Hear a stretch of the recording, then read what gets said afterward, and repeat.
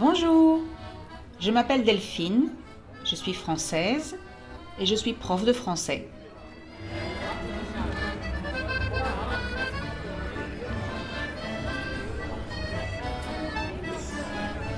Je veux vous aider à parler mieux en français. Mais pour parler mieux, il faut aussi écouter et comprendre. Alors bienvenue à French to Go, un podcast tout en français où je vous parle de ma vie au quotidien.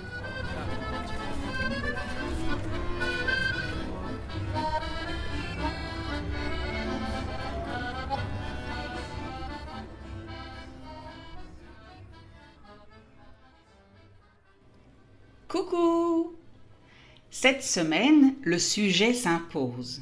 Ça veut dire que je n'ai même pas eu à chercher un sujet, à choisir un sujet. Comme c'est le début des Jeux Olympiques à Paris, c'est logique que je vais vous parler de ça. Mais voilà, je ne suis pas la seule.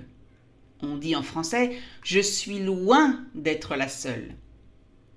Si vous vous intéressez un peu à cet événement, vous avez certainement déjà lu, vu, entendu, écouté des podcasts, des posts sur les réseaux sociaux, des articles, des vidéos, des infos à la télé. Bref, vous êtes bien au courant. Ça veut dire que vous savez ce qui se passe, quand, où, etc. Moi, je voudrais vous parler des JO. Eh oui, c'est comme ça qu'on parle des Jeux Olympiques en France. J pour Jeux et O pour Olympique, donc les JO. Je disais donc que je voudrais vous parler des JO d'un autre point de vue, d'une autre façon. Pour commencer, je n'habite pas à Paris et je ne vais pas à Paris cet été, donc je ne serai pas présente pour les JO. Je ne vais pas voir de compétition, je ne vais pas sentir l'ambiance sur place, je ne vais pas vivre au quotidien les difficultés et les bonnes choses. On peut dire que je ne serai pas de la partie. Ça veut dire que je ne vais pas participer à l'événement.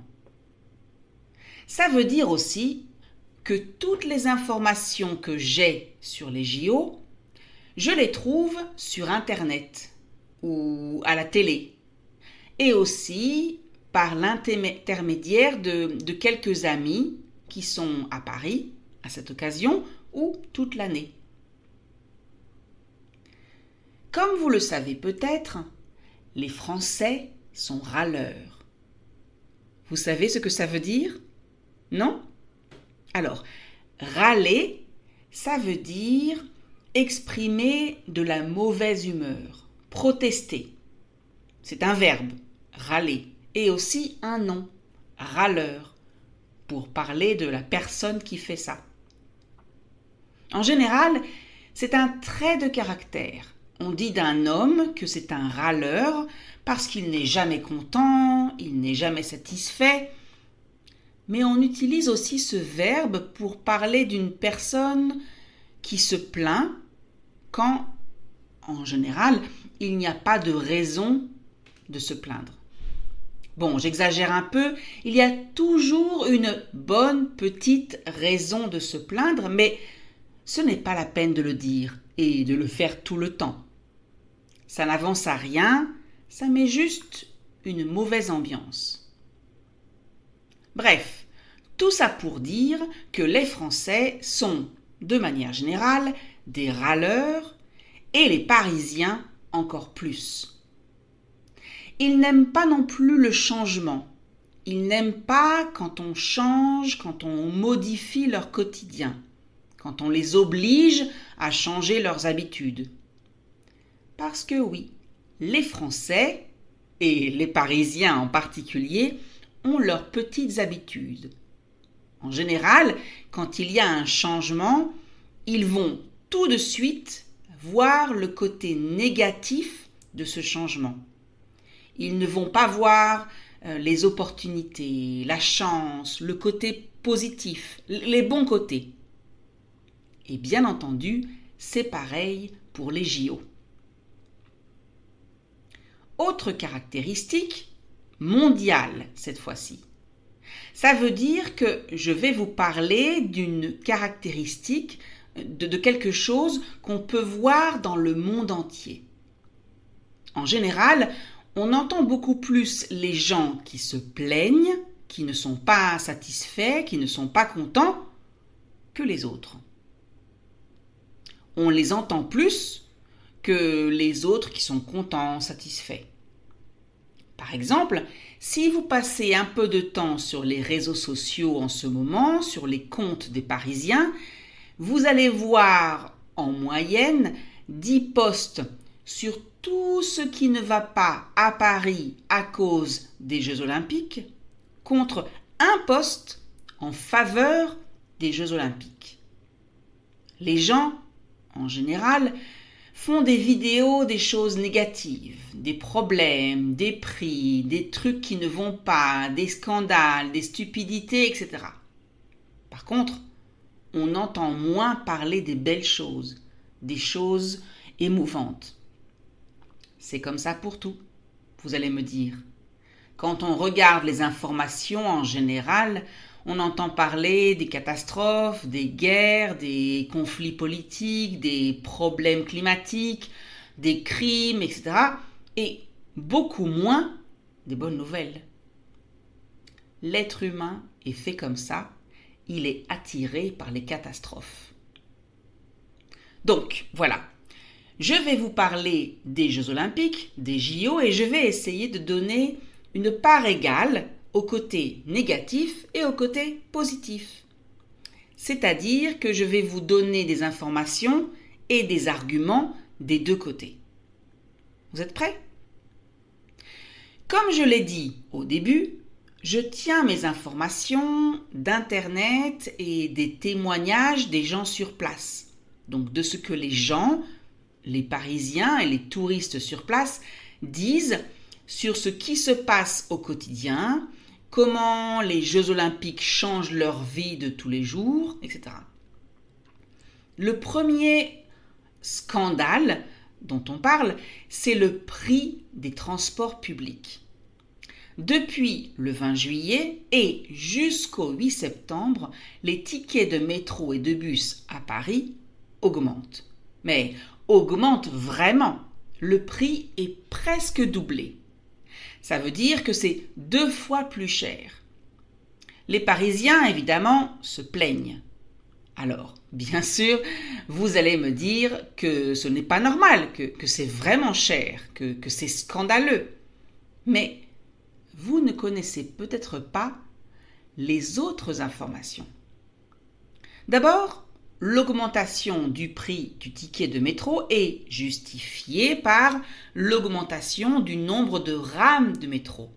Ça veut dire qu'il va y avoir plus de métro et donc tout cela coûte de l'argent à la ville et c'est pourquoi ils ont décidé que le ticket de métro sera plus cher pendant cette période. Je ne sais pas si c'est vrai ou pas, si cela explique vraiment pourquoi le ticket coûte 2 fois plus cher, mais il y a certainement un peu de vrai là-dedans. Autre information que vous n'avez peut-être pas, le prix des abonnements mensuels et autres ne change pas. Alors un abonnement, c'est quand on achète un service pour 1 mois ou pour 1 an. On peut par exemple acheter un abonnement à un théâtre, à un journal, à une application ou à un transport public. Donc en fait, si le prix de l'abonnement ne change pas, l'augmentation du prix concerne seulement les touristes, les gens de passage.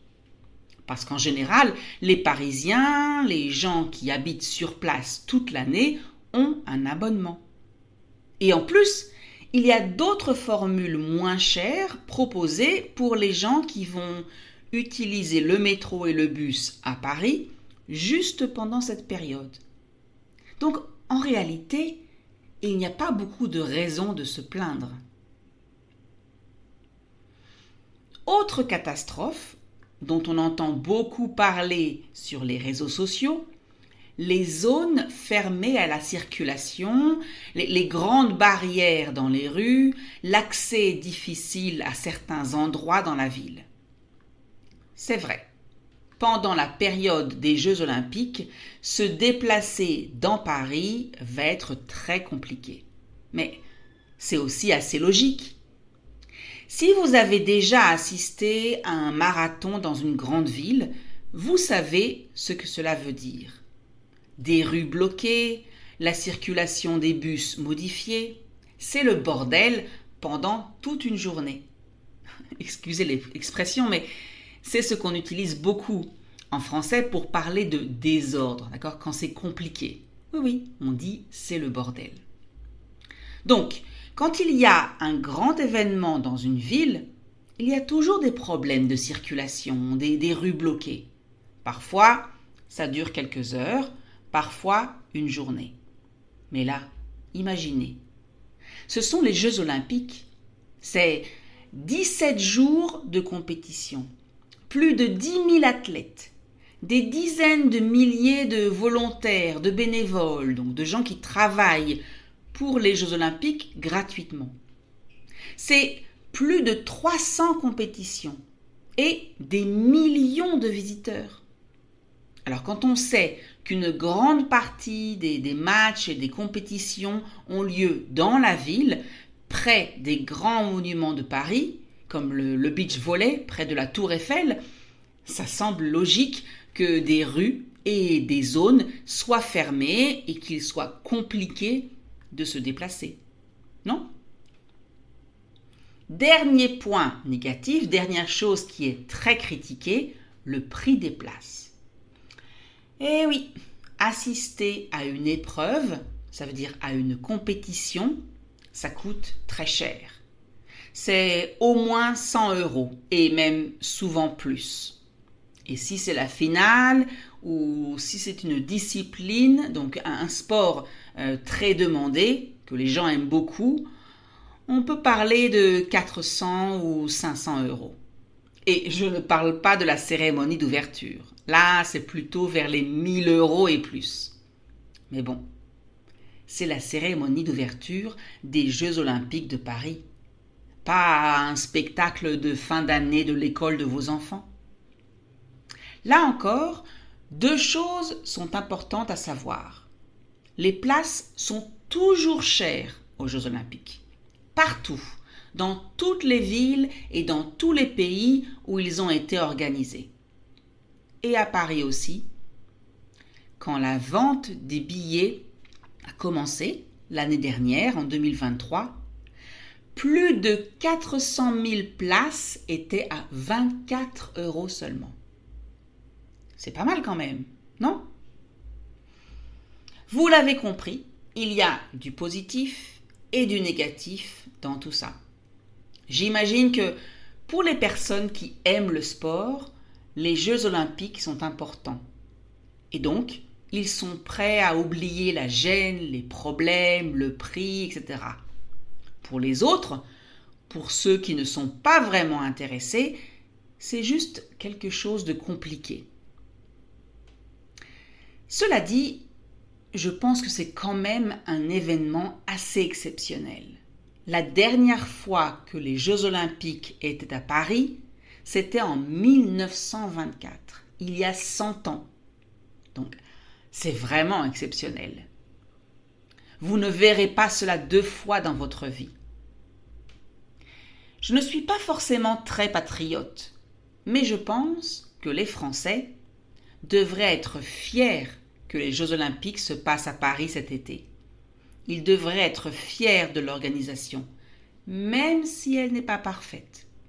Ils devraient être fiers que les athlètes nagent dans la Seine. Ils devraient être fiers parce que les télévisions du monde entier vont retransmettre la cérémonie d'ouverture grandiose et les compétitions sportives avec en toile de fond, dans le décor, donc derrière, la Tour Eiffel, le Louvre Versailles, le Grand Palais, la Concorde, les Invalides.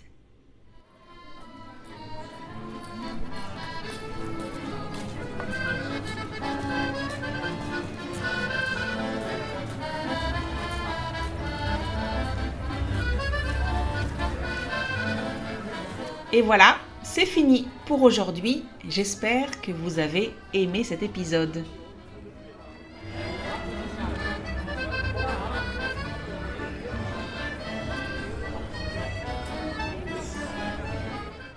Comme d'habitude, le texte est disponible gratuitement sur www.frenchcart.com. Si vous aimez French to Go, laissez un commentaire, likez, partagez avec vos amis. Merci.